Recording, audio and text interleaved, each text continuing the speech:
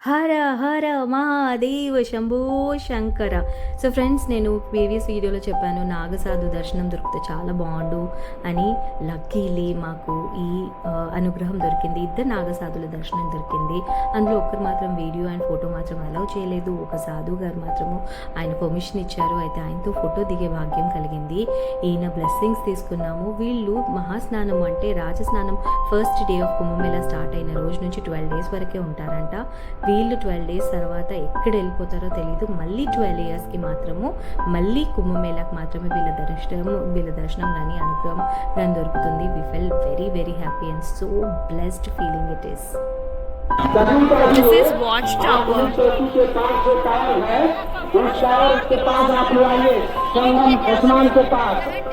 బాబా ఏమన్నా క్రౌడా, massive crowd. ఇక ఈ చిన్న టింగ్స్ ఉన్నాయి కదా, ఇవి వాటర్ పట్టుకోవడానికి ఫ్యామిలీ మెంబర్స్ ఫ్రెండ్స్కి ఇవ్వడానికి చాలామంది ఈ టింగ్స్ కొంటున్నారు. ఒక్క టిన్ వచ్చేసేసి 150 rupees.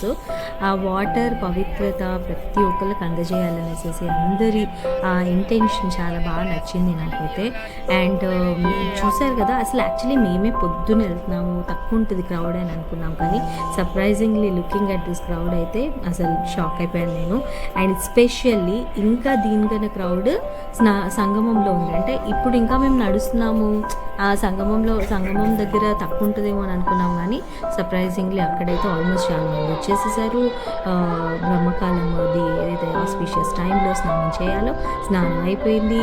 హారతులు ఇచ్చేవాళ్ళు హారతులు ఇచ్చేసుకుంటున్నారు అమ్మవారికి. చాలా చాలా ప్లెజెంట్ అనిపించింది చూడగానే అక్కడ.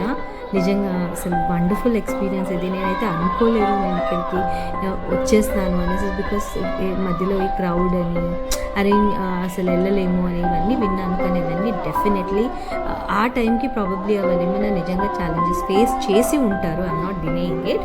బట్ ఎటువంటివి హజిల్స్ లేకుండా వెళ్ళొచ్చు అనేది మాత్రం ఐఎమ్ టెల్లింగ్ యూ. ఖచ్చితంగా ప్రతి ఒక్కళ్ళ నోట్లో హర హర గంగే, హర హర మహాశివ శంభో శంకర అనే నినాదాలు మాత్రం వినిపిస్తున్నాయి. చాలా బాగా అనిపించింది. అసలు వాటర్ నుంచి రావాలనిపించలేదు. నాతో వచ్చిన వాళ్ళందరూ చలి చలి చలి అంటున్నారు. కానీ నాకు సర్ప్రైజింగ్లీ నాకు చలి కానీ ఏమి కానీ అనిపించలేదు. అంత బాగా అనిపించింది.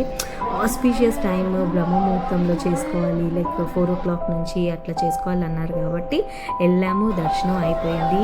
ఇదిగోండి మేము కూడా అమ్మవారికి దీపము హారతి ఇచ్చాము. తర్వాత ఇక్కడ అమ్మవారికి చున్నరియా ఇస్తారు. ఇది తర్వాత ఒక టెంకాయ దీపం పెట్టిన తర్వాత వదిలేయాలి. ఒకవేళ వైఫ్ అండ్ హస్బెండ్ వస్తే మాత్రం ఫస్ట్ రైట్ లెగ్ తోటి గంగమ్మయ్యకి లోపట అడుగు పెట్టాలి.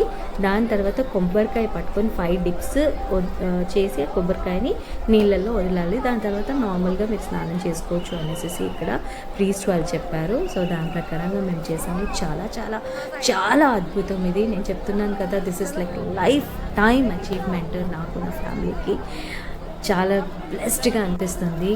హర హర గంగే, హర హర మహాదేవ శంభో శంకర. నిజంగా ఆయన అనుగ్రహం దొరికింది నాకు, నా ఫ్యామిలీకి.